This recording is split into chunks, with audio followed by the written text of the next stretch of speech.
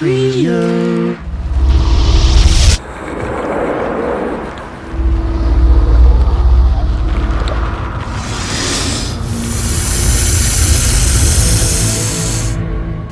When 3 mediocre games are jammed into a single package, the result is still mediocre.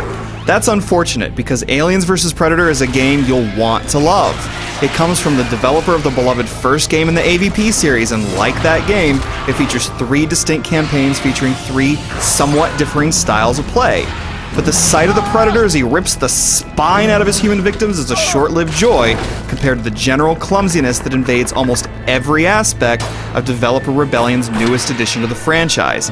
Aliens vs. Predator's campaigns just aren't much fun, and while the multiplayer is somewhat better, it's unlikely to be your go-to online shooter.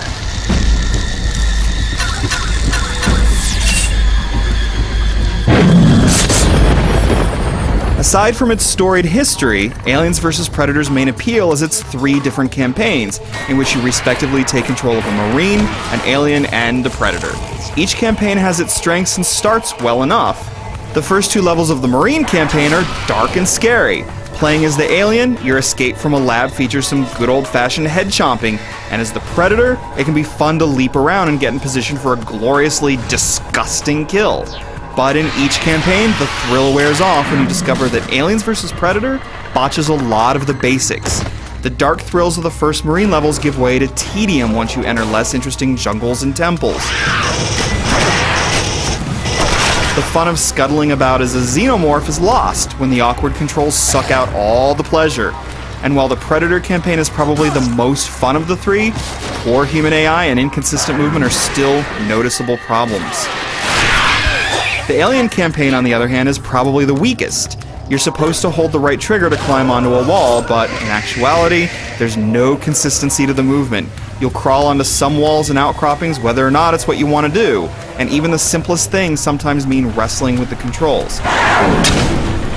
You'll eventually learn to wield some control, but moving around is never that much fun as the Alien. It's like you're just floating around and you never feel totally in command of what's happening. The movement inconsistencies also invade the Predator campaign, where there's just no rhyme or reason to where you can jump. Sometimes you can leap 20 feet above you, while other times you can't even jump over a tiny fence. Your freedom is cut short when you realize just how many limitations the game puts on you. The brutal and gross close-up kills are easily the best part of Aliens vs. Predator. As the Predator, you can yank a dude's spine right out of him and stroke it. It's wonderfully gross and easily the best part of the single-player portion.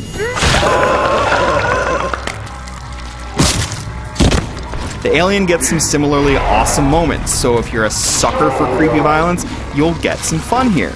The story isn't bad either, and some really good voice acting brings the human characters to life.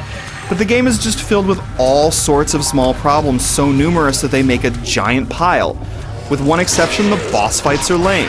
The recycled levels work fine when playing as one species, but not as another. Enemies and civilians alike act in really dumb ways, which keeps you from feeling very much like a badass. Everything from the visuals to the controls is sloppy, so nothing feels quite right. The game's online features are better because there's some pure fun to be had when you mix Marines, Predators, and Aliens together. Things still feel a little awkward, but it's still rewarding to land a kill, whether you're a Predator leaping from above or a Marine fending off a xenomorph. Infestation and Predator Hunt are probably the best modes because they highlight the differences between species, though if you want something more traditional, you can play a deathmatch or a team deathmatch where the 3 species face off.